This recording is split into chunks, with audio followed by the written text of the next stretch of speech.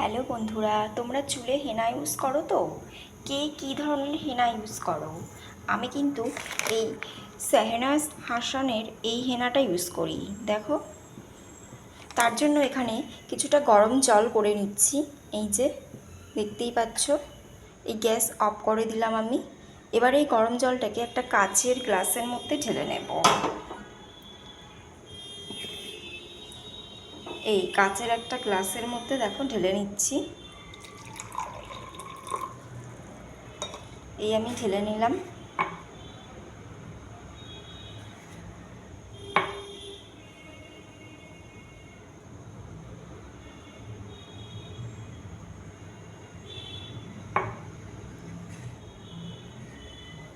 এর মধ্যে দিয়ে দেব হচ্ছে এই হেনা পাউডারটা।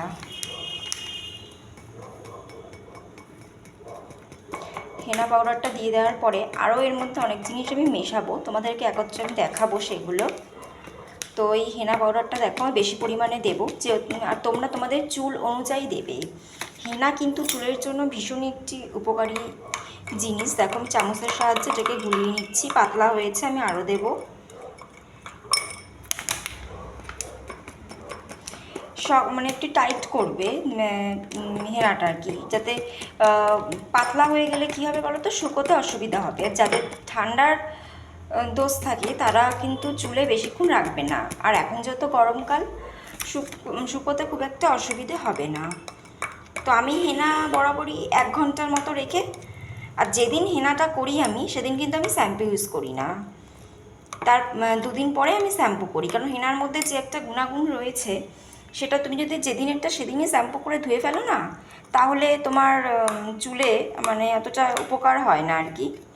যাই হোক, তো এখানে আমি নিয়ে নেব হচ্ছে, দেখো লেখার, আমি একটা অন্য কৌটে ঢেলে রেখেছি এই যে রিঠা পাউডার।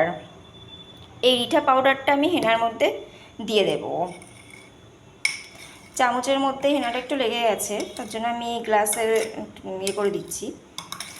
যাই হোক, তো 1 চামচের মতন এই যে দেখছো, এই আমি ঢেলে দিলাম। এই যে, তারপরে আর একটা জিনিস দেব, সেটা হচ্ছে এই শিকাকাই পাউডার। আমি প্যাকেট কিনে এনে আলাদা কৌটোর মধ্যে লেবেল লাগিয়ে রেখে দিই, যাতে আমার বুঝতে অসুবিধে না হয় যে কোনটা কী। এখানেও তাই 1 চামচের মতো নিয়ে নেব। এই যে বেশি পরিমাণেই আমি নিলাম।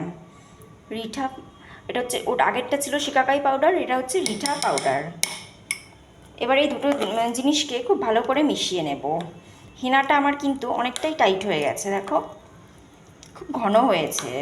এইরকমভাবে যদি তোমরা চুলের মধ্যে দিতে পারো তাহলে কোনো কথাই নেই। হেনা মাসে একটা করে করা খুব উপকার। চুলের গোড়া মজবুত হয়, চুল পড়া বন্ধ হয়, আরও অনেক রকম ভালো রেজাল্ট পাওয়া যায় হেনা যদি তোমরা করে থাকো। তো অনেকে অনেক রকমের হেনা করো, কিন্তু আমি এই শেহনাজ হাসানের এই হেনাটাই আমি করি, আমার ভীষণ স্যুট করে। তাহলে গাইস, তোমরা এই কে কী হেনা করো সেটা কিন্তু আমার কমেন্ট বক্সে কমেন্টস করে জানাতে পারো। তাহলে বন্ধুরা, তোমরা প্রত্যেকে ভীষণ ভালো থেকো, আর আমার চ্যানেলটিকে লাইক করো, কমেন্ট করো, সাবস্ক্রাইব করো। বাই।